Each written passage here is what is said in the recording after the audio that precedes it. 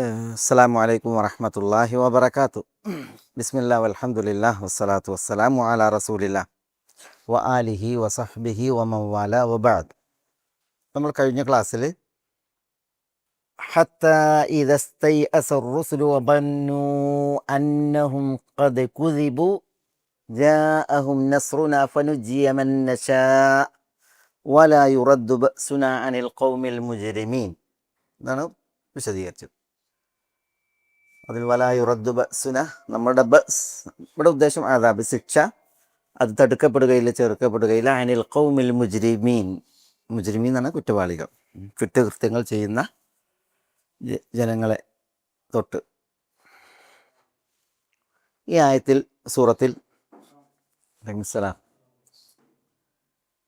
ഈ സൂറത്തിൽ അതിൻ്റെ അവസാന വചനാണ് നമ്മുടെ വിഷയം.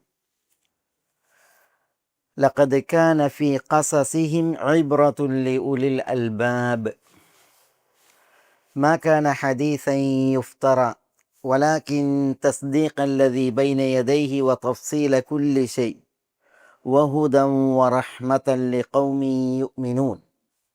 അല്ലാഹു സുബ്ഹാനഹു വ തആല ഇവിടെ ആണയിട്ട് ഉറപ്പിച്ച് പറയുകയാണ്, ലഖദ് കാന ഫീ ഖസസിഹിം ഇബ്ര.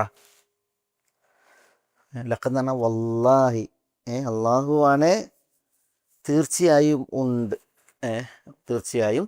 കാന ഫി ഖസസിഹിം, അവരുടെ ഖസസിലുണ്ട്, അവരുടെ ഖസസ് എന്തുണ്ട്? ഇബ്രത്തുൻ, ഇബ്രത്ത് ആർക്കുണ്ട്? ലി ഉലിൽ അൽബാബ്, ഉലിൽ അൽബാബിന്. നമുക്കതിൽ ഖസസ് നമ്മൾ പറഞ്ഞല്ലോ, എന്താ ഖസസ്?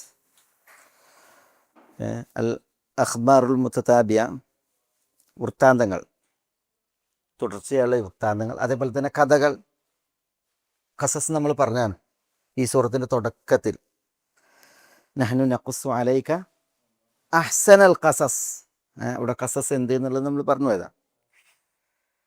ഇവിടെ അല്ലാഹു സുബ്ഹാനഹു വ തആല ലഖദ് കാന ഫീ ഖസസിഹിം ഇബ്റത്തുൻ എന്ന് പറഞ്ഞു. ഈ ഇബ്റത്തുൻ എന്നുള്ളത് ഇവിടെ ഉദ്ദേശം എന്താ? ഇബ്റത്ത് ഗുണപാഠാണ്. അവരുടെ കഥകളിൽ തീർച്ചയായും ഇബ്റത്തുണ്ട് എന്നാണ്. അതിൽ ഉലിൽ അൽബാബ്, ഈ അബറ അലൈക്കും സലാം, ഇബ്റത്ത് എന്നുള്ളത് ഇവിടെ ഇഅ്തിബാർ എന്ന അർത്ഥത്തിനാണ്. ഇഅ്തിബാർ എന്ന് പറഞ്ഞാൽ അതാണ് ഗുണപാഠം. ഗുണപാഠം അതെങ്ങനെ പിന്നെ വന്നു എന്നുള്ളതാണ്. ഈ സൂറത്തിൽ നമ്മൾ തഅബുറൂൻ എന്ന് പറഞ്ഞില്ലേ, ഇതിൽ വന്നില്ലേ തഅബുറൂൻ? അവിടെ വന്ന തഅബുറൂൻ അവിടെ എന്താണ്? ഇൻ കുൻതും ലിറുയ തഅബുറൂൻ. എന്താ? നിങ്ങൾ റുയ, അത് തഅബുറൂൻ എന്താ? വ്യാഖ്യാനിക്കുന്നു, വിശദീകരിക്കുന്നു എന്നർത്ഥത്തില്. നിങ്ങൾ റുയയെ തഅബുറൂൻ വ്യാഖ്യാനിക്കുന്നവരാണ് എങ്കിൽ, രാജാവ് കണ്ട സ്വപ്നം, ഞാൻ ഇന്ന സ്വപ്നം കണ്ടു, അതിന് നിങ്ങൾ വ്യാഖ്യാനം പറയുന്നത് കൊട്ടാര പണ്ഡിതന്മാരോട് രാജാവ് ആവശ്യപ്പെട്ടതാണ് തഅബുറൂൻ എന്നത്. എന്താ ഇതൊക്കെ ഉണ്ടല്ലോ. ഇതിപ്പോൾ ഇബ്രത്ത് എന്ന് പറഞ്ഞപ്പോൾ നമ്മൾ പറഞ്ഞ ഇഅ്തിബാർ ഗുണപാഠം. അതേപോലെ തന്നെ ഈ അബ്രത്ത് എന്ന് പറയും. ഇതിനാ അബ്രത്ത് എന്ന് പറയാം? അബ്രത്ത് എന്ന് പറഞ്ഞാൽ കണ്ണീർ തുള്ളികൾക്ക് പറയാം. അബ്രാത്ത്, അബ്രത്ത് കണ്ണീർ തുള്ളി. എൻ്റെ വ്യത്യാസമുള്ളൂ ഇബ്രത്തും അബ്രത്തും തമ്മിൽ. ഇവിടെ കെസറാണ്, ഇവിടെ ഫതഹാൻ അല്ലേ? അത്ര വ്യത്യാസമുള്ളൂ. പക്ഷെ അർത്ഥം നോക്കിയേ, ഇതേപോലെ തന്നെയാണ്. ഇപ്പം ഈ സ്വപ്ന വ്യാഖ്യാനത്തിനുള്ള ഇതും അതിൻ്റെ പദവും നോക്കിയ സ്വപ്ന വ്യാഖ്യാനത്തിന് ആ ബറ എന്നാ പറയും. ആ ബറ യഅബുറു, സ്വപ്നം വ്യാഖ്യാനിച്ചു. നമ്മളൊരു പുഴ മുറിച്ച് കിടക്കുന്നതിന്, അല്ലെങ്കിൽ ഒരു റോഡ് മുറിച്ച് കിടക്കുന്നതിന് എന്താ പറയുക? അബറ എന്ന് പറയുക. അബറ ഉബൂർ, ഉബൂർ ഉശാരിയ, റോഡ് മുറിച്ച് കിടക്കുകയെന്ന്. അപ്പോൾ ഈ പദങ്ങളൊക്കെ നോക്കിയേ, അതിൻ്റെയൊക്കെ അടിസ്ഥാനം ഒന്നാണ്. തജാവുസ്, ഇതൊക്കെ അർത്ഥാക്കുന്നത് തജാവുസാണ്. തജാവുസ് നടത്തണമെങ്കിൽ വിട്ട് കിടക്കുക, വിട്ടുകിടക്കൽ. ഒരു തീരത്ത് നിന്ന് മറ്റൊരു തീരത്തേക്ക് വിട്ടുകിടക്കലാണ് എന്ത്? ഉബൂറുൻ നഹർ, പുഴ വിട്ടുകിടക്കൽ അല്ലേ? അതേപോലെ തന്നെയാണ് ഇബ്രത്തും അബ്രത്തൊക്കെ.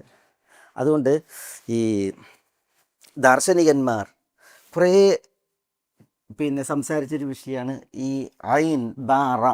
ഐൻ ബാറ അത് ചേർന്നുള്ള ഈ ക്രിയ അല്ലെങ്കിൽ അതിൽ നിന്നുള്ള നാമങ്ങൾ.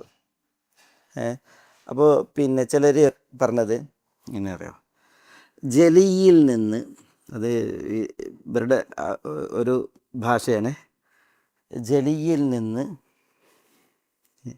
ശരി ഹഫിയിലേക്ക്. ജലി എന്ന് പറഞ്ഞാൽ പ്രത്യക്ഷമായത്, പ്രകടമായത്. ഹഫി എന്ന് പറഞ്ഞാൽ വ്യംഗ്യമായത്, ഗോപ്യമായത്. അതേപോലെ മഷ്ഹദിൽ നിന്ന് മഗീബ് അല്ലെങ്കിൽ ഗൈർ മഷ്ഹദ്. മഷ്ഹദ് എന്ന് പറഞ്ഞാൽ ദൃശ്യം, ഗൈർ മഷ്ഹദ് എന്ന് പറഞ്ഞിട്ടുണ്ടെങ്കിൽ അദൃശ്യം. അല്ലെങ്കിൽ ബാഹിർ. ബാഹിർ എന്ന് പറഞ്ഞാൽ പ്രത്യക്ഷം. ബാത്തിൻ എന്ന് പറഞ്ഞാൽ പരോക്ഷമായത് അല്ലെങ്കിൽ അന്തർലീനമായത്. ബാഹിർ, ബാത്തിൻ. ഇത് വിട്ടുകിടക്കൽ, ഒരവസ്ഥയിൽ നിന്ന് മറ്റൊരവസ്ഥയിലേക്ക് വിട്ടുകിടക്കൽ, ഒരിടത്തു നിന്ന് മറ്റൊരിടത്തേക്ക് വിട്ടുകിടക്കൽ. അതാണ് ശരിക്ക് ഉബൂർ. അപ്പോൾ സ്വപ്ന വ്യാഖ്യാനത്തിന് ഇപ്പോൾ അബറ വന്നു, അബറ വന്നു. അതേപോലെ തന്നെ ഗുണപാഠത്തിന് ദേവ്കയിൽ തന്നെ നാമം വന്നു, ഇബ്രത്ത്. കണ്ണീരിന് അബ്രത്ത് പദം വന്നു. അപ്പോൾ എന്തുകൊണ്ട്? ഇതിലൊക്കെ ഈ ഒരു വിഷയമുണ്ട്. ഇപ്പോൾ സ്വപ്ന വ്യാഖ്യാനം ഉണ്ടല്ലോ, സ്വപ്ന വ്യാഖ്യാനം ജലിയായ ഒന്നിൽ നിന്ന് ഹഫിയായ ഒന്നിലേക്ക് എത്തലാണ്. ഉദാഹരണത്തിന് ഞാൻ മുമ്പ് പറഞ്ഞിട്ടുണ്ട് ഇവിടെ, ഒരാൾ ഒരു സ്വപ്നം കണ്ടു, കാബയുടെ പുറത്ത് ഒരു കാക്ക വീഴുന്നതാണ് സ്വപ്നം കണ്ടത്. കാബയുടെ പുറത്ത് ഒരു കാക്ക വീഴുന്നത്, കാക്ക എന്ന് പറഞ്ഞിട്ടുണ്ടെങ്കിൽ പറക്കണ കാക്ക വീഴുന്നത് സ്വപ്നം കണ്ടത് അല്ലേ? എന്ത് മുഹമ്മദ് ബിൻ സീരീൻ അതെന്താ വ്യാഖ്യാനിച്ച്? ബിൻ സീരീൻ കാബയുടെ പുറത്ത് കാക്ക വീണു എന്നത് ഉണ്ടല്ലോ, കണ്ട കാഴ്ചയാണ്. അത് ചെലിയായൊരു കാര്യമാണ്. സ്വപ്നം അങ്ങനെ കണ്ടു അല്ലേ? എന്താ ഇതിനെ വ്യാഖ്യാനിച്ചത് മുഹമ്മദ് ബിൻ സീരീൻ? നമ്മളോട് മുമ്പ് പറഞ്ഞിട്ടുണ്ടല്ലോ അത്. ഹജ്ജാജ് ബിൻ യൂസുഫ് നബി കുടുംബത്തിൽ നിന്ന് കല്യാണം കഴിക്കുന്നതാണ്. ഹജ്ജാജ് ബിൻ യൂസുഫ് നബി കുടുംബത്തിൽ നിന്ന് കല്യാണം കഴിക്കുന്നതാണ്. ഇബ്നു സീരീനോട് പറഞ്ഞ് ഇങ്ങനെ കാബയുടെ മുകളിൽ ഒരു കാക്ക വീഴുന്നത് ഞാൻ സ്വപ്നം കണ്ടു എന്ന് പറഞ്ഞപ്പോൾ ഹജ്ജാജ് ബിൻ യൂസുഫ് നബി കുടുംബത്തിൽ നിന്ന് ഒരു കല്യാണം കഴിക്കുന്നതാണ്. അത് സംഭവിച്ചു. ജാഫർ ബിൻ അബി താലിബിൻ്റെ മകളെ ഹജ്ജാജ് ബിൻ യൂസുഫ് കല്യാണം കഴിച്ചു. പക്ഷെ അത് നീണ്ടുന്നില്ല. അന്നത്തെ രാഷ്ട്രീയ പ്രശ്നങ്ങൾ കാരണത്താൽ ഖലീഫ അബ്ദുൽ മലിക് ഇബ്നു മർവാൻ ഇടപെട്ടിട്ട് എന്ത് ചെയ്തു? തലാഖ് ലഭിച്ചു. കാരണം അവിടെ അന്ന് അമവികളും മറ്റൊരു തമ്മിൽ രാഷ്ട്രീയ പ്രശ്നങ്ങൾ നടക്കുകയാണ്. അപ്പോൾ ഹജ്ജാജ് ബിൻ യൂസുഫാണ് അബ്ദുൽ മലിക്കിൻ്റെ പ്രധാന ആയുധം. അപ്പുറത്തൊരു കല്യാണം കഴിച്ചിട്ടുണ്ടെങ്കിൽ എന്താ ഉണ്ടാവുക? അങ്ങോട്ട് ചായുന്നൊരവസ്ഥ വരും. അതുകൊണ്ട് തന്നെ ചിലരുടെ ഇടപെടലുണ്ടായി. അബ്ദുൽ മലിക് എന്ത് ചെയ്തു? പറഞ്ഞിട്ട് ഹജ്ജാജ് ബിൻ യൂസുഫ് അവരെ ഒഴിവാക്കുകയാണ് ചെയ്തത്. ഏതായാലും ഇവിടെ വിഷയം കണ്ട സ്വപ്നം അത് വ്യക്തമായ ഒരു ജലിയായ സംഗതിയാണ്. അതിൻ്റെ വ്യാഖ്യാനം എന്താ? നമ്മൾ ആരെങ്കിലും വിചാരിച്ചോ കാബത്തിന് മുകളിൽ വീണത് ഹജ്ജാജ് നബി കൊടുക്കുന്ന കല്യാണം കഴിക്കലാണ്? അത് ഹഫിയായ ഒരു കാര്യമാണ്. പക്ഷേ ഈ സ്വപ്നത്തെ വ്യാഖ്യാനിക്കുന്നവരെ സംബന്ധിച്ചിടത്തോളം ചില ലക്ഷണങ്ങൾ കൊണ്ട് എന്ത് ചെയ്യും? അവരങ്ങനെ വ്യാഖ്യാനിക്കും. ഈ കാക്ക എന്ന് പറയുന്ന പറവനെ ഫാസിഖ് എന്ന് പറയാം. ഫാസിഖ് എന്ന് പറഞ്ഞിട്ടുണ്ടെങ്കിൽ കാക്ക മറ്റ് പറവകളെ പോലെയല്ല. അതിൻ്റെ ഈ വർത്തനങ്ങളുണ്ടല്ലോ, ചിലത് കാക്കക്ക് വലിയ ധർമ്മമുണ്ട് കേട്ടോ. പക്ഷേ എന്നാലും കാക്കനെന്താണ് ഈ ഫവാസിഖ് ആയ മൃഗങ്ങളിലാണ് എണ്ണ. കാരണം കാക്കയുടെ ചില വർത്തനങ്ങൾ കാരണത്താൽ. ഹജ്ജാജ് ബിൻ യൂസുഫ് ഇതല്ലേ, ഹജ്ജാജ് ബിൻ യൂസുഫിൻ്റെ നിലപാടെന്താ? പലതും അസ്വീകാര്യമാണ്. ഫാസിഖ് എന്ന് പറയാറുണ്ട്. നബി കുടുംബ വിശുദ്ധാണ്, കാബ വിശുദ്ധാണ്. അതുകൊണ്ടാണ് ആ ഒരു വ്യാഖ്യാനം വന്നത്. എന്തായാലും ഉമ്മുൽ ഖൈർ അബ്ബാസ് റളിയല്ലാഹുവിൻ്റെ ഭാര്യ ലുബാബ, അവർ ഒരു സ്വപ്നം കണ്ടു. നബി സ്വല്ലല്ലാഹു അലൈഹി വസല്ലം തങ്ങളിൽ നിന്ന് ഒരു കഷ്ണം തൻ്റെ മടിയിൽ വീണായിട്ടല്ലേ കണ്ടത് അല്ലേ? അപ്പോൾ അവർക്ക് ഭയങ്കര പ്രയാസം തോന്നി നബ്സലാസ്ലം ഒരു കഷ്ണം വന്ന് വീഴുക എന്നുള്ളത്. അപ്പോൾ പിന്നെ നബ്സലാസ്ലം അവരോട് പറഞ്ഞ് അവൻ ജലിയായത് എന്താണ്, അവർക്കൊരു പ്രയാസകരമായ വിഷയമാണ്. പക്ഷേ അതിന് വ്യാഖ്യാനിച്ചു കൊടുത്തത് എന്താണ്, ഫാത്തിമ ഒരു കുഞ്ഞിന് ജന്മം നൽകും, നിങ്ങൾ അതിനെ മടിയിൽ വെച്ച് പാല് കിട്ടുന്നതാണ് അല്ലേ? അതാണ് അതിൻ്റെ വ്യാഖ്യാനം നബ്സലാസ്ലം പറഞ്ഞത്. നോക്കി, അപ്പോൾ ഈ ജലീ, മഷ്ഹദ്, ബാഹിർ, അതിൽ നിന്ന് ഖഫിയായ വ്യംഗ്യമായ, ഗൈറ മഷ്ഹദ് അദൃശ്യമായ, ബാത്തിൻ അന്തർലീനമായ ഒരു കാര്യത്തിലേക്ക് എത്തുക. ഏതാണെന്ത്, ഈ പിന്നെ ഇതിൻ്റെ പ്രത്യേകത തജാവുസ്. അതുകൊണ്ടാണ് എന്ത് പറഞ്ഞത്, ഇബറത്ത്, പിന്നെ അല്ലെങ്കിൽ സ്വപ്ന വ്യാഖ്യാനത്തിന് അബറ എന്ന് പറഞ്ഞത്. ഇബറത്ത് എന്താ, ഇബറത്തും ഇതേപോലെയാണ്, ഗുണപാഠം ഒരു അവസ്ഥയിൽ നിന്ന് മറ്റൊരു അവസ്ഥയിലേക്ക്, അല്ലെങ്കിൽ ഒരു സംഗതിയിൽ നിന്ന്, ജലിയായ ഒരു സംഗതിയിൽ നിന്ന് ഖഫിയായ ഒരു സംഗതിയെ എന്ത് ചെയ്യാണ് പറയാണല്ലോ. ഇപ്പം കഥകളിൽ ഇബ്ര എന്നാണ് പറഞ്ഞത്. പിന്നെ ഒരു കുട്ടി ഭയങ്കരമായിട്ട് ദേഷ്യപ്പെടുമായിരുന്നു എന്നാണ്, എപ്പോഴും ഒരു അടിപ്പെട്ടൊരു കുട്ടി ഭയങ്കരമായിട്ട് ദേഷ്യപ്പെടും, എപ്പോഴും വിക്ഷോഭം. അപ്പോൾ ഒരിക്കൽ ആ കുട്ടിയെ ഒന്ന് പരിചരിക്കാൻ, നന്നാക്കാൻ വേണ്ടിയിട്ട് ഉദ്ദേശിച്ചു. അതിനെ കുട്ടിയോട് അതിനെ പ്രീണിപ്പിച്ച് പ്രലോഭിപ്പിച്ച് അതിനോട് പറഞ്ഞ് ദേഷ്യം വരുമ്പോഴൊക്കെ നല്ലൊരു ചുമര് കാണിച്ചു കൊടുത്തു, നല്ല വൃത്തിയുള്ളൊരു ചുമര്, നല്ല പെയിൻ്റൊക്കെ ചെയ്ത് നല്ല വൃത്തിയുള്ള ചുമര്. ദേഷ്യം വരുമ്പോഴൊക്കെ ആ ചുമരുമ്പോൾ പോയിട്ട് ഒരാണി മേടാൻ പറഞ്ഞ്, പിന്നെ ആണി മേടാൻ പറഞ്ഞ്. അങ്ങനെ കുട്ടി ദേഷ്യം വരുമ്പോഴൊക്കെ ആണി മേടും. ആദ്യത്തെ ദിവസം 37 ആണി മേടിയെന്നാണ്. പിറ്റേ ദിവസം പക്ഷെ ആണി മേടുന്നതിൻ്റെ ഇത് അളവ് കുറഞ്ഞ്, അങ്ങനെ കുറഞ്ഞു വന്ന് അവസാനം പിന്നെ ഈ കുഞ്ഞിനെയും കൊണ്ട് ആ ചുമര് കാണിച്ചു കൊടുത്ത് അല്ലേ. ചുമര് കാണിച്ചു കൊടുത്തപ്പോൾ നിറച്ച ആണിയാണ്. അപ്പോൾ അവന് ബോധ്യപ്പെടുകയാണ് ഞാൻ ദേഷ്യപ്പെടുന്നതിൻ്റെ എണ്ണവും വണ്ണവും. പിന്നെ ആണിയൊക്കെ പറിക്കാൻ പറഞ്ഞു. അപ്പോൾ ആണിയൊക്കെ പറിച്ച് നോക്കുമ്പോൾ നല്ല സുന്ദരമായ ചുമർ, അതാകെ വികൃതമാക്കപ്പെട്ട്, മനസ്സിലല്ലേ, ആകെ വികൃതമാക്കപ്പെട്ടുണ്ട്. അപ്പോൾ എന്നോട് പറഞ്ഞു, നോക്കിയാൽ ഇതിൻ്റെ കാഴ്ച ആദ്യം എത്ര സുന്ദരമായിരുന്നു, പക്ഷേ ആണി മേടിയതോടുകൂടി ഇനി ഈ ചുമര് ഒരിക്കലും എന്ത് ചെയ്യില്ല, അതിൻ്റെ പൂർവ്വാവസ്ഥയിലേക്ക് വരില്ല. മനസ്സിലല്ലേ, ഇതൊരു കഥയാണ്. ഇതെന്തിനാ കഥിക്കണത്, ഈ കഥ കഥിക്കണത് എന്തിനാ? പിന്നെ കേവലം ഒരു സുന്ദരമായ ഒരു മതിൽ, പിന്നെ ഒരു വികൃതമായൊരു മതിൽ, ഈ രണ്ടവസ്ഥ പറയാനല്ല. പിന്നെ അദൃശ്യമായ ഒന്നിൽ നിന്ന് അദൃശ്യമായ അല്ലെ ജലിയായ അതിൽ നിന്ന് ഖഫിയായ ഒരു കാര്യം, അതെന്താ, ദേഷ്യം, അതിൻ്റെ പ്രത്യാഘാതങ്ങൾ, ദേഷ്യം അത് വരുത്തുന്ന അപകടങ്ങളെ നികത്താനാവാത്തതും പരിഹരിക്കാനാകാത്തതുമായ വിഷയമാണ് എന്നുള്ളത് പഠിപ്പിക്കണം. അതാണ് അതിൽ ഖഫിയായത് അല്ലേ, മറ്റത് ജലിയായതും. അങ്ങനെ പിന്നെ കഥകളുടെ വിഷയം അതാണ്. പിന്നെ കഥകളിൽ നിന്നുണ്ട്, കഥകളിൽ നമ്മൾ വായിക്കുന്നത് അല്ലെങ്കിൽ കഥകളിൽ നമുക്ക് ദൃശ്യമാകുന്നത്, അനുഭവവേദ്യമാകുന്നത്, അതിൽ നിന്ന് നമ്മൾ എന്ത് ചെയ്യാണ്, അനുഭവവേദ്യമില്ലാത്തൊരു കാര്യത്തിലേക്ക് എത്തുക എന്നുള്ളത്. അതുകൊണ്ടാണ് ഈ വിട്ടുകടന്നു എന്ന അർത്ഥത്തിലുള്ള അബറ എന്ന ക്രിയയിൽ നിന്ന് ഇബ്രത്ത്, ഗുണപാഠം, അത് വന്നത്. മനസ്സിലായില്ലേ? അബ്രത്ത് എന്താ, അബ്രത്തും അബ്രയിൽ നിന്നാണ് അല്ലേ. അബ്രത്ത് കണ്ണീരാണ്. അപ്പോൾ കണ്ണീരിൻ്റെ വിഷയം എന്താ, എന്തിനാ കണ്ണീരിന് ഇതിൽ നിന്ന് നാമം വന്നത്? കണ്ണീര് ഉണ്ടല്ലോ, അതും ഇതേപോലെയാണ്. നമ്മളുടെ മനസ്സിൻ്റെ വിഷയങ്ങളുണ്ടല്ലോ, അത് കണ്ണീരിലൂടെ പ്രകടമാകും അല്ലേ, കണ്ണീരിൽ പ്രകടമാവില്ലേ. ഇപ്പോൾ അബൂ ഹുറൈറ റളിയല്ലാഹു തആല അൻഹു ഒരിക്കൽ നബി സ്വല്ലല്ലാഹു അലൈഹി വസല്ലം തങ്ങളുടെ സവിധത്തിൽ വന്ന് കരയാണ്. അപ്പോൾ എന്തിനാ കരയുന്നത്? അബൂ ഹുറൈറ റളിയല്ലാഹു അൻഹു ഉമ്മയെ എത്ര ദഅവത്ത് നടത്തിയിട്ട് ഇസ്ലാമിലേക്ക് വന്നിരുന്നില്ല. അവസാനം നബി സ്വല്ലല്ലാഹു അലൈഹി വസല്ലം തങ്ങളോട് പറഞ്ഞിട്ട് ദുആ ചെയ്യാൻ വേണ്ടി പറഞ്ഞ റസൂലുള്ളാഹി സ്വല്ലല്ലാഹു അലൈഹി വസല്ലം തങ്ങൾ അല്ലാഹുമ്മ ഹ്ദി ഉമ്മ അബീ ഹുറൈറ എന്ന് ദുആ ചെയ്തില്ലേ. ദുആ ചെയ്ത് പിന്നെ അബൂ ഹുറൈറ റളിയല്ലാഹു അൻഹു വീട്ടിലേക്ക് ചെന്നപ്പോൾ അതുവരെ നബി സ്വല്ലല്ലാഹു അലൈഹി വസല്ലം തങ്ങളെ കുറ്റപ്പെടുത്തി ആക്ഷേപിച്ച് സംസാരിച്ചിരുന്നത് അബൂ ഹുറൈറ റളിയല്ലാഹു അൻഹുവിൻ്റെ ഉമ്മ കലിമല്ലേ ഇസ്ലാം സ്വീകരിച്ച്. അപ്പോൾ നബി സ്വല്ലല്ലാഹു അലൈഹി വസല്ലം തങ്ങളുടെ അടുക്കിലേക്ക് ആ രംഗം കണ്ട് ഓടി വന്നിട്ട് കുൻതു അബ്കി മിനൽ ഫറഹ് എന്നാണ്, കുൻതു അബ്കി മിനൽ ഫറഹ്. അബൂ ഹുറൈറയുടെ മനസ്സ് മുഴുവൻ ഫറഹ്, സന്തോഷമാണ്. ആ സന്തോഷത്തെ ആരാ പിന്നെ സന്തോഷക്കണ്ണീർ അല്ലേ. അതാണ് നബി മതങ്ങളുടെ മുമ്പിൽ അദ്ദേഹം പൊഴിച്ചത്. അതേപോലെ സന്തോഷത്തിന് മാത്രമല്ല, ഇപ്പോൾ നമ്മളിവിടെ ജനൽ ജമാലു നസ്രൻ ഫഗറബഹു അനിൽ മദീനത്തി തബ്കി വയബ്കിഹ, ഹാഫിള് ഇബ്രാഹിം ബക്കൻ്റെ ഒരു കവിതയാണ്. അതിൽ നമ്മൾ നസറിനെ കുറിച്ച് പറഞ്ഞിട്ടുണ്ട്. നസർ സൗന്ദര്യം വിനയായ ഒരു വ്യക്തി. ആരാ സൗന്ദര്യം വിനയായ വ്യക്തി? സൗന്ദര്യം വിനയായ വ്യക്തിയാണ് നസർ. നസർ ഇബിനു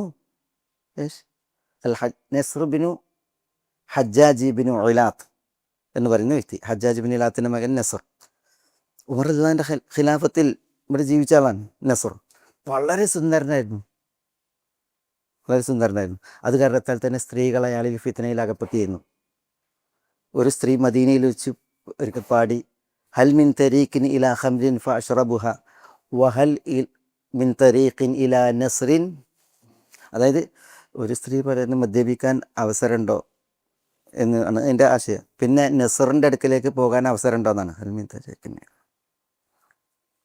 ഫാത്തിഹീനോ, നസറിൻ്റെ അടുത്തേക്ക് പോകാൻ വഴിയുണ്ടോ, മദ്യപിക്കാൻ വഴിയുണ്ടോ എന്നൊരു സ്ത്രീ ഉണ്ടായി ഫിത്നയിലകപ്പെട്ടിട്ട് പാടിയതാണ്.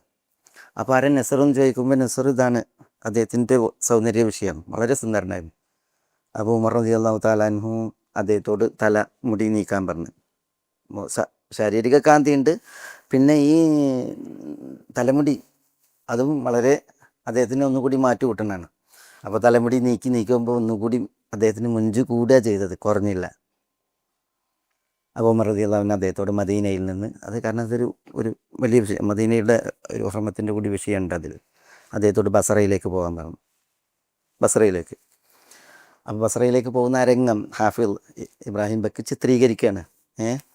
ജനൽ ജമാലു നസ്രൻ, നസറിൻ്റെ സൗന്ദര്യം എന്തായി, പിന്നെ സൗന്ദര്യം നസറിനോട് കുറ്റം ചെയ്തു എന്നാണ്. ഫഹറബഹു, അതുകൊണ്ട് തന്നെ ഉമർ റളിയല്ലാഹു അൻഹു നസറിനെ യാത്രയാക്കി മിനൽ മദീനത്തി, മദീനയിൽ നിന്ന്.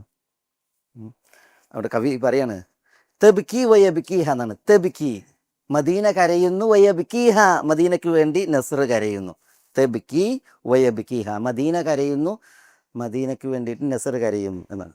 അപ്പം മദീന കരയുന്നത് നസറിനെ യാത്രയാക്കാനാണ് അല്ലേ, യാത്രയാക്കുമ്പോഴാണ്. നസർ കരയുന്നത് മദീനയോട് യാത്ര പറയുമ്പോഴാണ് അല്ലേ. അപ്പോൾ അവിടെ പിന്നെ കണ്ണീര് അബറത്ത് അല്ലേ, അതെന്തിൻ്റെ, വിരഹദുഃഖത്തിൻ്റെ, വേർപാടിൻ്റെ കണ്ണീരാണ്. അപ്പോൾ വേർപാടിൻ്റെ വേദന, വിരഹത്തിൻ്റെ വേദന, അതാണ് എന്ത് ചെയ്യണത്, കണ്ണീര് അറിയിക്കുന്നത്. മനസ്സിലല്ലേ? അതാണ് മനസ്സിൻ്റെ അവസ്ഥയെ എന്ത് ചെയ്യാണ്, മറ്റുള്ളവർക്ക് അറിയിക്കുന്നതാണ് കണ്ണുനീർ. അതുകൊണ്ടാണ് അതിനെന്ത് പറഞ്ഞത്, അബ്രത്ത് എന്ന് പറഞ്ഞത്. അതല്ലേ ഞാൻ പറഞ്ഞതെന്ന് വെച്ചാൽ, ഈ നമുക്കിപ്പോൾ സൂറത്ത് യൂസുഫിൽ തന്നെ ഇതിൽ നിന്ന് ഈ അബറ എന്നുള്ളതിന് സ്വപ്ന വ്യാഖ്യാനത്തിന് വന്നു. അതേപോലെ തന്നെ എന്താ ഇവിടെ ഇപ്പോൾ ഗുണപാഠത്തിന് വരുന്നു. പിന്നെ ഇത് നമ്മൾ ഭാഷയിൽ നോക്കുകയാണെങ്കിൽ, ഹദീസുകളിലൊക്കെ നോക്കുകയാണെങ്കിൽ ഈ അബറത്ത് ഹദീസുകളിൽ വരെ പ്രയോഗമുണ്ട്. കണ്ണുനീരിനൊക്കെ പ്രയോഗിച്ചിട്ടുണ്ട്. അപ്പം അതെന്തുകൊണ്ടാണ് ഇങ്ങനെ ഒരേ അക്ഷരങ്ങളാൽ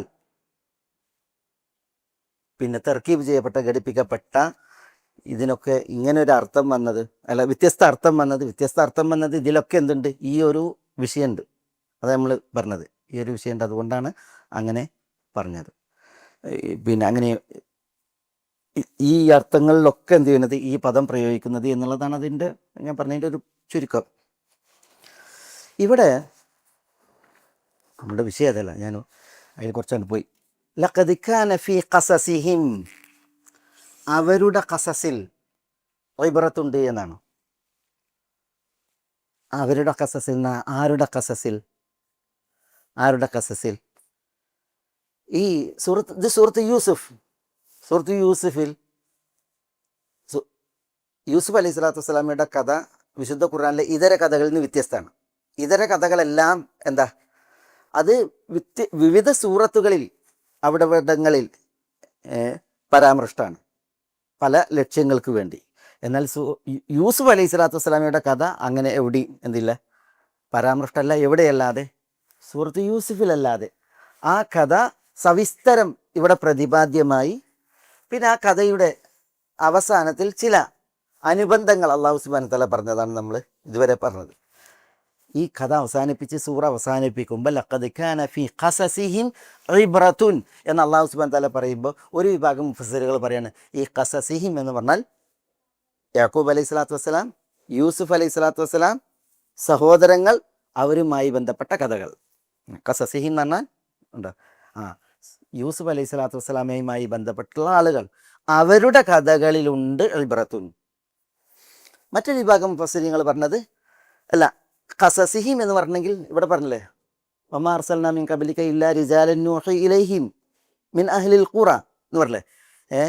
അള്ളാഹു സുബ്ഹാനഹു വ തആല യൂസുഫ് അലൈഹി സ്വലാത്തു വസ്സലാമയുടെ കഥ പറഞ്ഞിട്ട് അവസാനത്തിലാണ് എന്ത് ചെയ്തത്, തൗഹീദുമായി അഖീദയുമായി ബന്ധപ്പെട്ട വിഷയം പറഞ്ഞത്. പിന്നെ അള്ളാഹു സുബ്ഹാനഹു വ തആല നബി സ്വല്ലല്ലാഹു അലൈഹി വസല്ലം തങ്ങൾ കളവാക്കപ്പെടുമ്പോൾ, കളിയാക്കപ്പെടുമ്പോൾ നബി സ്വല്ലല്ലാഹു അലൈഹി വസല്ലം തങ്ങളെ ആശ്വസിപ്പിക്കാൻ വേണ്ടി പറഞ്ഞു, എന്ത്, താങ്കൾക്ക് മുമ്പ് റസൂലുമാരെ അയച്ചിട്ടുണ്ട്. അത് അഹ്ലുൽ ഖുറയിൽ നിന്നുള്ള ആളുകളെയാണ് അള്ളാഹു സുബ്ഹാനഹു വ തആല റസൂലായിട്ട് അയച്ചിട്ടുള്ളത്. അവരൊക്കെ എന്ത് ചെയ്തിട്ടുണ്ട്, കളവാക്കപ്പെട്ടിട്ടുണ്ട് എന്നുള്ള വിഷയം പറയണം. അപ്പോൾ ഇവിടെ ഇതിന് തൊട്ട് മുമ്പ് പറഞ്ഞത് അള്ളാഹു സുബ്ഹാനഹു വ തആല നിയോഗിച്ച നബിമാരെ കുറിച്ചാണ്, റസൂലുമാരെ കുറിച്ചാണ്. അപ്പോൾ ഇവിടെ ഉദ്ദേശം എന്താ, ഫീ ഖസസി എന്ന് പറഞ്ഞാൽ എല്ലാ നബിമാരും എല്ലാ റസൂലുമാരും. ലഖദ് കാന ഫീ ഖസസിഹിം ഇബ്റത്തുൻ, എല്ലാ നബി പുങ്കവന്മാരിലും റസൂലുമാരിലും ഉണ്ട്, അവരുടെ കഥകളിലുണ്ട് എന്തുണ്ട്, ഇബ്റത്തുൻ, ഗുണപാഠമുണ്ട് എന്നാണ് ഒരു വിഭാഗം മുഫസ്സിറുകൾ പറഞ്ഞത്. അത് ശരിയാണ്, ശരിയാണ്. പക്ഷെ അത് ആദ്യത്തേതിനെ നിരാകരിക്കണില്ല. കാരണം നബിമാരിൽപ്പെട്ടവരാണ് ആര്, യാക്കൂബ് അലൈഹി സ്വലാത്തു വസ്സലാമയും യൂസുഫ് അലൈഹി സ്വലാത്തു വസ്സലാമയും. പിന്നെ യൂസുഫ് അലൈഹി സ്വലാത്തു വസ്സലാമയുടെ സഹോദരങ്ങൾ 11 പേർ, അവർ നബിമാരാണ് എന്നുള്ളത് ചിലരൊക്കെ പറഞ്ഞിട്ടുണ്ടല്ലോ, പണ്ഡിതന്മാർ പറഞ്ഞിട്ടുണ്ട്. നബിമാരല്ലെങ്കിലും നബിമാരുമായി ബന്ധപ്പെട്ടവരാണ് അവർ, അതുകൊണ്ട് അവരുടെ കഥകളിലുണ്ട് എന്നുള്ളതാണ് അതിൽ പിന്നെ അത് നമുക്ക് മനസ്സിലാക്കാനുള്ളത്. യൂസുഫ് അലൈഹി സ്വലാത്തു വസ്സലാമയുമായി ബന്ധപ്പെട്ട സൂറത്ത് യൂസുഫിലെ കഥകളുണ്ടല്ലോ, യൂസുഫിലെ കഥകൾ, ഒരു കഥ അല്ല അത്, ഒരു കഥയാ യൂസുഫ് അലൈഹി സ്വലാത്തു വസ്സലാമയുടേത്, ഒരു കഥയല്ല, പിന്നെയോ കഥകളുടെ ഒരു സിൽസിലയാണ്. ഇപ്പം നമ്മൾ ഈ അൽഫു ലൈല വലൈല, എന്താ അൽഫു ലൈല വലൈല, 1001 രാവുകൾ അല്ലേ, അതൊരു കഥയാണ്. പക്ഷെ അത് കഥകളുടെ ഒരു ശൃംഖലയല്ലേ, അതിനെക്കുറിച്ചൊരു കഥ എന്ന് പറയും, പക്ഷെ അത് കഥകളാണ്. അതേപോലെ സൂറത്ത് യൂസുഫിൽ ഒരു കഥയാ, പിന്നെയോ കഥകളാണ്. ഈ കഥകളിൽ പ്രത്യേകിച്ച് യൂസുഫ് അലൈഹി സ്വലാത്തു വസ്സലാമയുടെ ഈ സൂറത്ത് യൂസുഫിലെ കഥകളിൽ പിന്നെ അതിലെ പാഠങ്ങൾ, ഗുണപാഠങ്ങൾ അതിനെ ഉണർത്തിയ പണ്ഡിതന്മാർ അത് പല നിലക്ക് ഈ ഗുണപാഠം ഇബ്രത്ത് അത് ചില ഈ തെർബിയയുടെ വിഷയം. എന്താ തെർബിയ? തെർബിയ എന്ന് പറഞ്ഞാൽ സംസ്കരണം, പരിചരണം, ആ വിഷയത്തിലുള്ള ഗുണപാഠങ്ങൾ. ചിലർ അഖ്ലാഖിയ എന്ന് പറഞ്ഞാൽ സ്വഭാവ സംബന്ധമായിട്ടുള്ള ഗുണപാഠങ്ങൾ. ചിലർ ഇജ്തിമാഇയ, എന്താ ഇജ്തിമാഇയ, സാമൂഹികമായിട്ടുള്ള വിഷയങ്ങൾ, അതിലുള്ള ഗുണപാഠങ്ങൾ. ചിലർ സിയാസിയ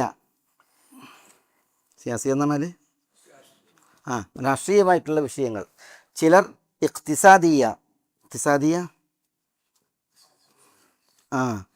സാമ്പത്തികം, മാലിയ, സാമ്പത്തിക വിഷയങ്ങൾ. മറ്റു ചിലർ നഫ്സിയ എന്ന് പറഞ്ഞാൽ മാനസിക വിഷയങ്ങൾ, മാനസികമായിട്ടുള്ളതായ ഗുണപാഠങ്ങൾ. ചിലർ അഖദിയ എന്താ, അഖീദയുമായി ബന്ധപ്പെട്ട അഖീദയിലേക്ക് നിസ്ബ ചെയ്യുമ്പോൾ അഖദി എന്ന് പറഞ്ഞാൽ വിശ്വാസപരമായ വിഷയങ്ങൾ, ആദർശപരമായ വിഷയങ്ങൾ. ഇങ്ങനെ തുടങ്ങി ഉണ്ടല്ലോ. ഇത് ഈ ഗുണപാഠങ്ങളുടെ ഓരോ വകുപ്പുകളാണ്. യൂസുഫ് അലൈഹി സ്വലാത്തു വസ്സലാമയുടെയും സഹോദരങ്ങളുടെയും വിഷയത്തിൽ കഥകളിൽ ഗുണപാഠമുണ്ട്. ആ ഗുണപാഠം വിശ്വാസപരമായി, സംസ്കരണവും പരിചരണവുമായി, സ്വഭാവ സംബന്ധിയായി, സാമൂഹികമായി, രാഷ്ട്രീയമായി, സാമ്പത്തികമായി, മാനസികമായി, ഇങ്ങനെ പല ഗുണപാഠങ്ങൾ പണ്ഡിതന്മാർ ചെയ്തിട്ട് ഇതിൽ നിന്ന് ഈ കഥയിൽ നിന്ന് എടുത്തിട്ടുണ്ട്. മനനം നടത്തിയെടുത്തിട്ടുണ്ട്. അത് വലിയ മഹനീയ രചനകളായി മഹനീയ രചനകളായിട്ട് എന്ത് ചെയ്തിട്ടുണ്ട്, അത് ആവിഷ്കരിക്കുകയും ചെയ്തിട്ടുണ്ട്. ചിലരൊക്കെ കഥകളായിട്ട്, ചിലരൊക്കെ പിന്നെ ഇതിൽ നാടകങ്ങളുണ്ട്, ചിലർ സിനിമകളുണ്ട്, ഒക്കെ ഉണ്ട്. അതിൽ ഇതിൻ്റെ ഓരോ ഭാഗങ്ങൾ എടുത്തിട്ടാണ് അതൊക്കെ ചെയ്തിട്ടുള്ളത്. പക്ഷേ ഈ പിന്നെ വിഷയങ്ങളിലുള്ള ആ ഗുണപാഠങ്ങളെ പെറുക്കി ഇത് വായിക്കുക എന്നുള്ളത് സുപ്രധാന. നമ്മൾ നോക്കിയേ, സൂറത്ത് യൂസുഫ് നമ്മൾ ഇപ്പോൾ തുടങ്ങിയിട്ട് എത്ര 1.5 വർഷം. ആ 1.5 വർഷത്തിൽ നമ്മൾ പലപ്പോഴും ഉണ്ടല്ലോ, നമ്മൾ പിന്നെ ഇതിലുള്ള ഇങ്ങനത്തെ ഇബ്രത്തുകളുടെ ഉണ്ട്, പല ഇബ്രത്തുകളും. ഇപ്പോൾ ഉദാഹരണത്തിന് നോക്കിയാൽ നിങ്ങൾ, ഇപ്പോൾ യൂസുഫ് അലൈഹി സ്വലാത്തു വസ്സലാം എന്താണ് പിന്നെ ജയിലിൽ കിടന്നു. ആ ജയിലിൽ കിടന്നപ്പോൾ പിന്നെ ജയിലിലെ 2 ആളുകൾ സ്വപ്ന വ്യാഖ്യാനം ചോദിച്ചു വന്നില്ലേ? ആ സ്വപ്ന വ്യാഖ്യാനം ചോദിച്ചു വന്നപ്പോഴാണ് യൂസുഫ് അലൈഹി സ്വലാത്തു വസ്സലാം, നിങ്ങൾ ചോദിച്ച സ്വപ്നത്തിൻ്റെ വ്യാഖ്യാനം അത് നിങ്ങൾക്ക് തിന്നാനുള്ള ഭക്ഷണം കൊണ്ടുവരുന്നതിന് മുമ്പ് ഞങ്ങൾക്കത് അറിയിച്ചു തരും എന്ന് പറഞ്ഞിട്ടാണ് പിന്നെ എന്ത് ചെയ്തത്, വേഗം യൂസുഫ് അലൈഹി സ്വലാത്തു വസ്സലാം അവരെന്ത് ചെയ്തത്, ഇന്നി തറക്തു മില്ലത്ത ഖൗമിൻ ലാ യുഅ്മിനൂന ബില്ലാഹ് എന്ന് പറഞ്ഞിട്ട് ചെയ്തു, തൗഹീദ് അഖീദ ആദർശം പറഞ്ഞു കൊടുത്തത്. വത്തബഅതു മില്ലത്ത ആബാഇ ഇബ്രാഹിം വ ഇസ്മാഈല വ ഇസ്ഹാഖ് എന്ന് തുടങ്ങിയിട്ട് അദ്ദേഹം എന്ത് ചെയ്തു, പിന്നെ അദ്ദേഹം വിശ്വസിച്ചത് ലാ ഇലാഹ അത് പറഞ്ഞ്, പിന്നെ ഇല്ലല്ലാ അത് ഇബ്രാഹിം ഇസ്മായിൽ ഇവരുടെയൊക്കെ ആദർശമാണ്, എൻ്റെ ആദർശം പറഞ്ഞു.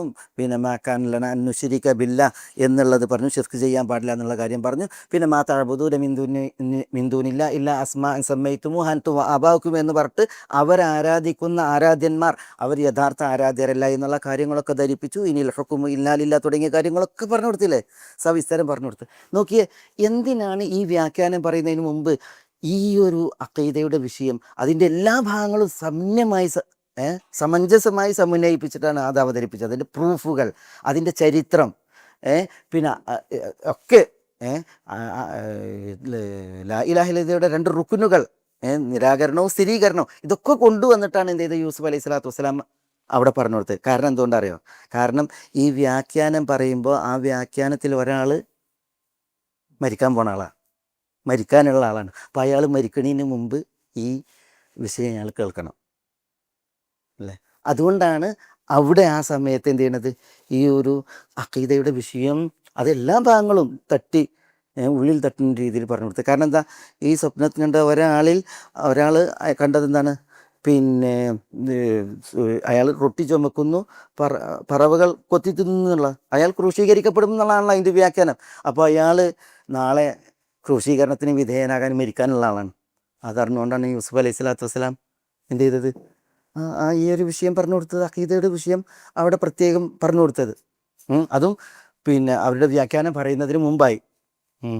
അപ്പോൾ നോക്കിയാ പാഠം, അതിപ്പോൾ നമ്മളൊരു പ്രത്യക്ഷത്തിൽ വായിക്കുന്നത് പോലെയാണത്. അതേപോലെ ധാരാളം വിഷയങ്ങൾ ഈ കഥയിൽ അഖീദയുമായി ബന്ധപ്പെട്ടു, അതേപോലെ തന്നെ തർബിയയുമായി ബന്ധപ്പെട്ടു നമ്മൾ തുടക്കത്തിൽ പറഞ്ഞു. പിന്നെ നോക്കി, നിങ്ങൾ കുട്ടിയാണ് യൂസുഫ് അലൈഹി സ്വലാത്തു വസ്സലാം, അപ്പോഴാണ് സ്വപ്നം കാണുന്നത്.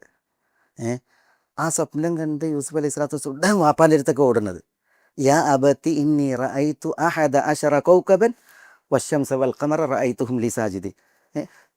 താൻ കണ്ടൊരു സ്വപ്നം കൗതുകത്തിൽ, താല്പര്യത്തിൽ അത് വാപ്പാനോട് ഓടിപ്പോയിരുന്നു വാപ്പാൻ്റെ അടുത്ത് പറയണമെന്നുണ്ടെങ്കിൽ ഉണ്ടല്ലോ, ആ വാപ്പയും മകനും തമ്മിലുള്ള ബന്ധം എന്താ? അതും കണ്ട സ്വപ്നം എന്താ? നക്ഷത്രാദികൾ സൂര്യനും ചന്ദ്രനും തനിക്ക് സുജൂദ് ചെയ്യുന്നു എന്നുള്ളതാണ് അല്ലേ. അതൊരു അതിശയോക്തിപരമായൊരു വിഷയമല്ലേ.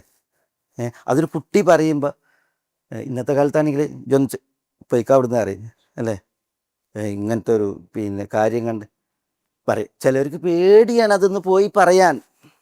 കാരണം എന്താ, രക്ഷിതാവും മകനും തമ്മിലുള്ള ബന്ധം അത്ര പിന്നെ അകലത്തിലാണ്.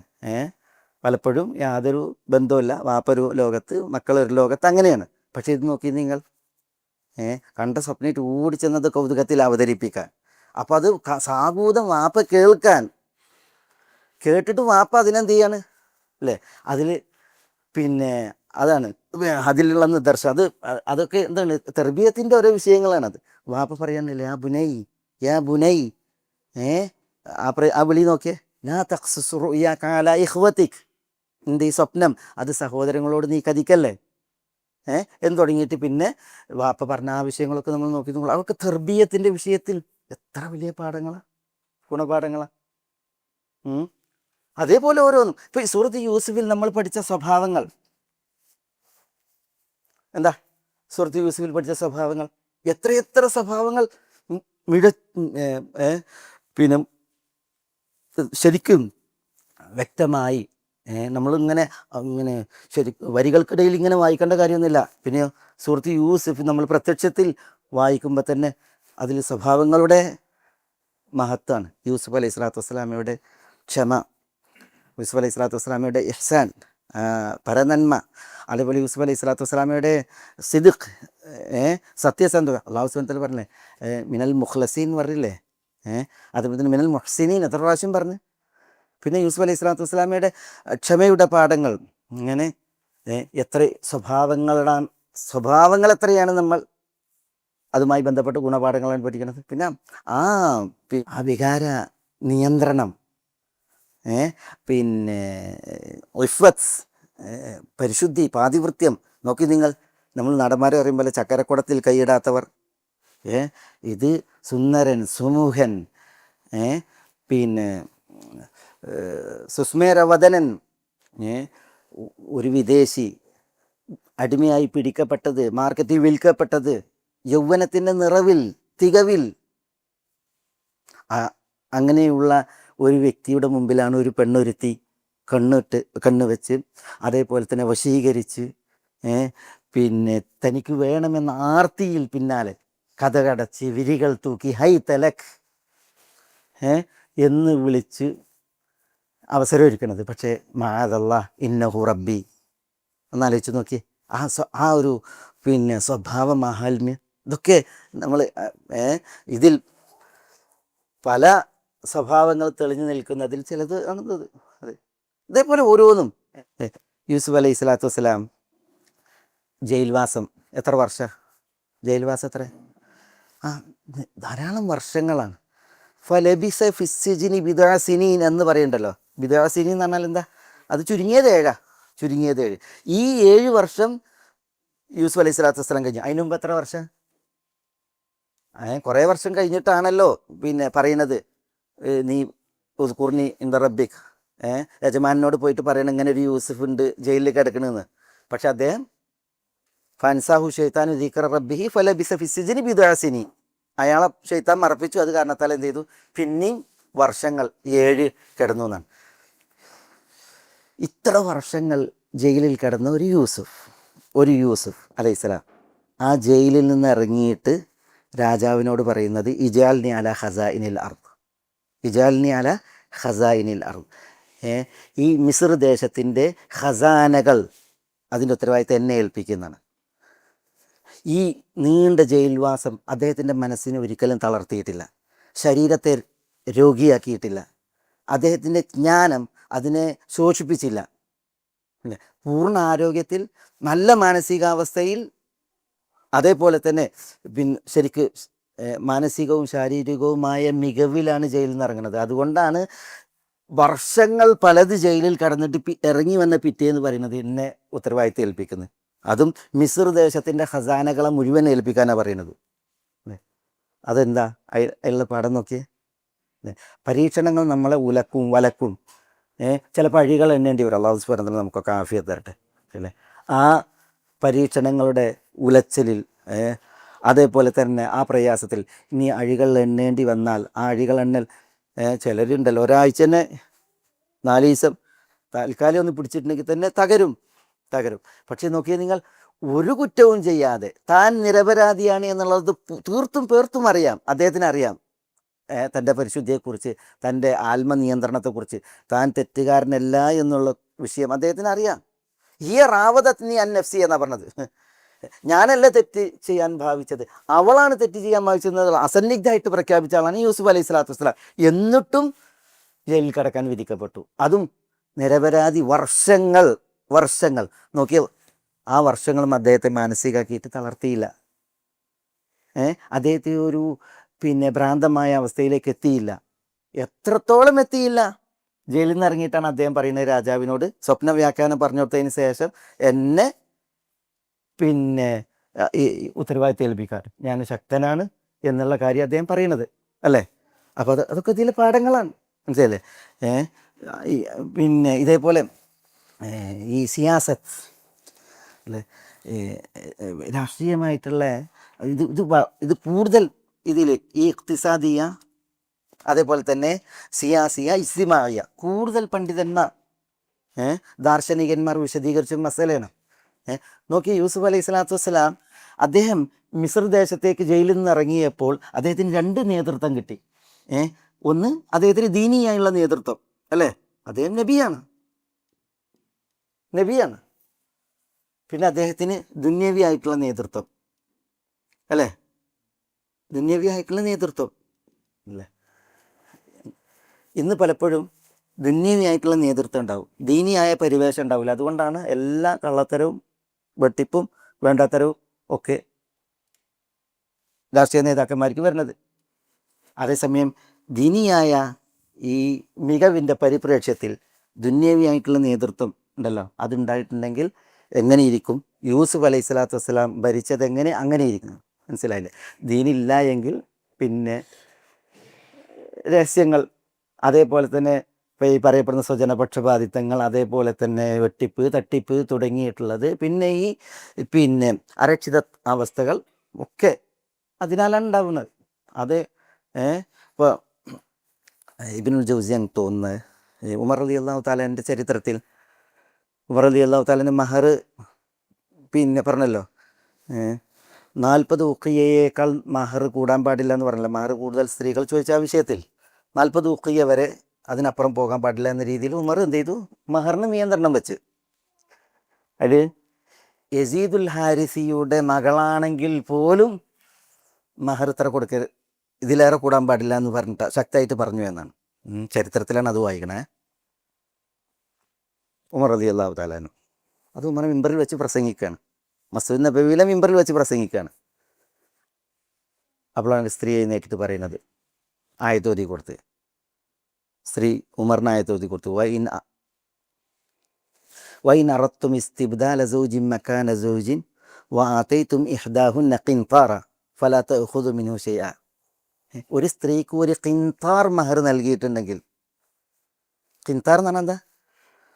ഖിൻതാർ എന്ന് പറഞ്ഞാൽ ജബലുൻ അദീം, വലിയൊരു പർവ്വത സമാനം ഒരു സ്ത്രീക്ക് മഹർ നൽകിയിട്ടുണ്ടെങ്കിലും മറ്റൊരു സ്ത്രീയെ വെൽക്കുകയാണെങ്കിൽ ഇതിൽ നിന്നും ഒന്നും എടുക്കരുത് എന്നാണ് പറയുന്നത്. അപ്പം ഇന്ന് കിട്ടും എന്ത്, ഒരു സ്ത്രീക്ക് ആ മഹർ മഹനീയമായി കൊടുക്കാമെന്നുള്ള വിഷയം ഉണ്ടല്ലോ, കിട്ടും.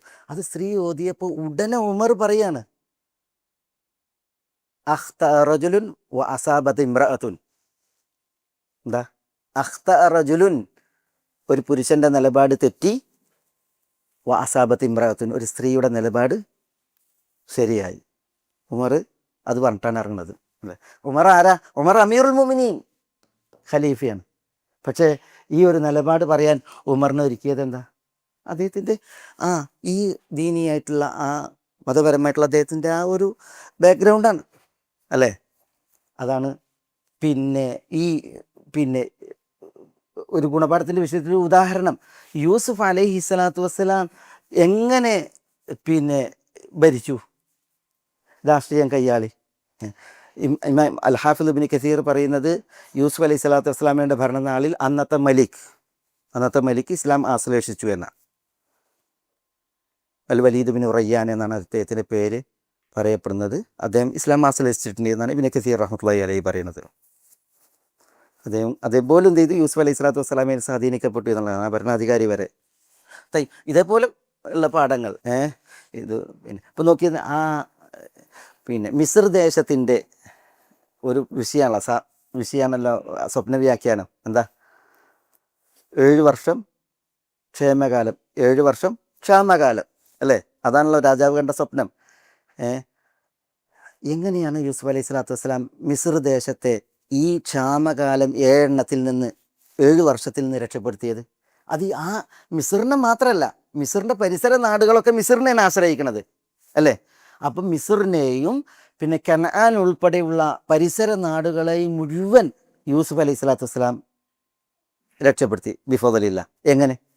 അതാണ് അദ്ദേഹത്തിൻ്റെ ആ ഒരു പിന്നെ എന്ത് ഈ സാമ്പത്തിക മീമാംസ, പിന്നെ എങ്ങനെ പ്രശ്നങ്ങളെ പരിഹരിക്കണം, അതിനുള്ള മുന്നൊരുക്കങ്ങൾ എങ്ങനെയാണ് അദ്ദേഹം പിന്നെ 7 വർഷം നന്നായി കൃഷി ഇറക്കാൻ പറഞ്ഞില്ലേ? നാടിൻ്റെ വിവിധ ഭാഗങ്ങളിൽ ഖസാനകൾ സ്ഥാപിക്കാൻ വേണ്ടി പറഞ്ഞു എന്നാണ് താരീഖിൽ അതിൽ പറയുന്നത്. ഖസാനകൾ സ്ഥാപിക്കാൻ പറഞ്ഞു, ഖസാനുകൾ ഉണ്ടാക്കി, ഗോഡൗണുകൾ. അതേപോലെ തന്നെ പിന്നെ ദുർവ്യയം, എല്ലാവർക്കും ദുർവ്യയം അദ്ദേഹം വിലങ്ങി, ദുർവ്യയം പാടില്ല എന്ന് പറഞ്ഞു. പിന്നെ അത് സുംബുലയിൽ കതിർ കുലയിൽ എന്ത് ചെയ്യാൻ പറഞ്ഞു? ധാന്യം സൂക്ഷിക്കാൻ പറഞ്ഞു. കതിർ കുലയിൽ ധാന്യം സൂക്ഷിക്കാൻ പറഞ്ഞു. കറ്റയടക്കം ധാന്യം സൂക്ഷിക്കാനാണ് പറഞ്ഞത്. എന്തിനാ കറ്റയടക്കം ധാന്യം സൂക്ഷിക്കാൻ പറഞ്ഞത്? മനുഷ്യന്മാർ മാത്രമല്ല ഉള്ളത്, ധാന്യം തിന്നാനുള്ള ആളുകൾ മാത്രമല്ല ഉള്ളത്, പിന്നെ ആരുണ്ട്? നിലമുഴുതാനും അതേപോലെ തന്നെ മറ്റു പിന്നെ കാർഷിക പിന്നെ ഉൽപ്പന്നങ്ങൾക്കും കാലികൾ വേണം. അപ്പോൾ കാലികൾക്ക് തിന്നാൻ വൈക്കോല് വേണം അല്ലേ? ആ വൈക്കോല് ഉണ്ടാകാനാണ് ഇത് ചെയ്തത്.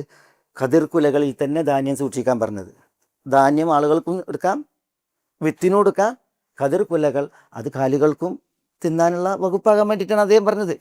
ഇങ്ങനെ ഉണ്ടല്ലോ യൂസുഫ് അലൈഹി സ്വലാത്തു വസ്സലാമയുടെ ആ പിന്നെ സാമ്പത്തിക വിഷയങ്ങളുടെ കൈകാര്യം ചെയ്യൽ, അതിലെ വൈവിധ്യങ്ങൾ ചിലത് നമ്മളിവിടെ പറയുന്നത് ഇങ്ങനെ ഓരോന്നും. അതേപോലെ തന്നെ സാമൂഹികമായ വിഷയത്തിൽ ഇതിലൊക്കെ വളരെ കൗതുകം തുളുമ്പുന്ന പാഠങ്ങളാണ് നമ്മൾ എന്തിനത് ചില തഫ്സീറുകളിൽ വായിക്കുന്നത്. ഏതായാലും ഞാനിവിടെ ഇങ്ങനെ ഒരു പെട്ടെന്നുള്ള പോക്ക്. ലഖദ് കാന ഫീ ഖസസിഹിം ഇബ്റത്തുൻ, അവരുടെ കഥകളിൽ തീർച്ചയായും ഗുണപാഠമുണ്ട്. നബിമാരാകാം, നബിമാരിൽ പ്രത്യേകിച്ച് ആര്? യൂസുഫ് അലൈഹി സ്വലാത്തു വസ്സലാമയും അതേപോലെ തന്നെ സഹോദരങ്ങളും അദ്ദേഹത്തിൻ്റെ മാതാപിതാക്കളും, അവരുടെ കഥകളിൽ ഗുണപാഠമുണ്ട് എന്ന് പറയുന്നത്. ആ ഗുണപാഠങ്ങൾ യൂസുഫ് അലൈഹി സ്വലാത്തു വസ്സലാമയുടെ പിന്നെ വിഷയത്തിൽ സൂറത്ത് യൂസുഫിൻ്റെ ഈ പശ്ചാത്തലത്തിൽ പണ്ഡിതന്മാർ ഇങ്ങനെ പല വകുപ്പുകളാക്കി തിരിച്ചിട്ടാണ് എന്തിട്ടുള്ളത്, അത് എണ്ണിയിട്ടുള്ളത്. നമുക്കിനി ഇതിൻ്റെ ബാക്കി, ഈ ആയത്തിൻ്റെ ബാക്കിയും ഈ ഒരു ഉലിൽ അൽബാബ് തുടങ്ങിയ ഭാഗവും നമുക്ക് അടുത്ത ആഴ്ച വേദനയില്ല.